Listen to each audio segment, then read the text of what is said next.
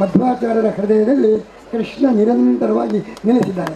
ಅಂತಹ ಮಧ್ವಾಚಾರ್ಯರು ನಮ್ಮ ಪರ್ಯಾಯ ಸ್ವಾಮಿಗಳಲ್ಲಿ ನೆಲೆಸಿದ್ದಾರೆ. ಆದ್ದರಿಂದ ಇದು ಒಂದು ಬ್ರಹ್ಮರಥವೇ. ವಿಶ್ವವಲ್ಲಭ ತೀರ್ಥರು ಕೂಡ ಒಂದು ಬ್ರಹ್ಮರಥ. ಈ ಬ್ರಹ್ಮರಥ ಕೃಷ್ಣನಿಗೆ ಈ ಬ್ರಹ್ಮರಥವನ್ನು ಅರ್ಪಿಸಿದೆ ಎಂಬುದಾಗಿ ನಾವೆಲ್ಲರೂ ಕೂಡ ಆನಂದದಿಂದ ಅವರ ಸಾಧನೆ, ಅವರ ಉತ್ಸಾಹ, ಆ ಭಕ್ತಿ, ಕೃಷ್ಣನ ಮೇಲೆ ಭಕ್ತಿ, ಆ ಪರ್ಯಾಯದಲ್ಲಿ ಕೃಷ್ಣನಿಗೆ ಎಷ್ಟೇ ವೆಚ್ಚವಾಗಲಿ ಇಂಥ ಒಂದು ರಥ ಅರ್ಪಿಸುವ ಕಾರ್ಯ ದೊಡ್ಡ ಸಾಧನೆಯನ್ನು ಮಾಡಿದವರನ್ನು ಹೃತ್ಪೂರ್ವಕವಾಗಿ ನಾವು ಅಭಿನಂದಿಸ್ತಾ, ನಮ್ಮ ವಿಶ್ವವಲ್ಲಭ ತೀರ್ಥರು 8 ವರ್ಷದಲ್ಲಿ ಒಂದೇ ಸೋದೆಗೆ ಹೋದೆ, ಸೋದೆಯ ಗುರುತೇ ಸಿಗಲಿಲ್ಲ. ಸೋದೆಯ ಗುರುತೇ ಸಿಗಲಿಲ್ಲ.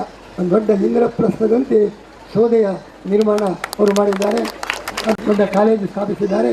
ಅದಕ್ಕೆಲ್ಲದಕ್ಕೂ ಕೂಡ ಕೆಲಸವಿಟ್ಟಂತೆ ಕೃಷ್ಣರಿಗೆ ಬ್ರಹ್ಮರಥವನ್ನು 6 ವರ್ಷಗಳಲ್ಲಿ ಇಷ್ಟು ಮಾಡಿದರು. ಇನ್ನು 60 ವರ್ಷಗಳಲ್ಲಿ ಏನು ಸಾಧನೆ ಮಾಡ್ತಾರೆ, ದೇವರವರಿಗೆ ಆಸಕ್ತಿ ಕೊಟ್ಟು ಅವರಿಗೆ ವಿಶೇಷ ಸಾಧನೆ ನಡೆಯಲಿ ಎಂದು ಪ್ರಾರ್ಥಿಸ್ತಾರೆ.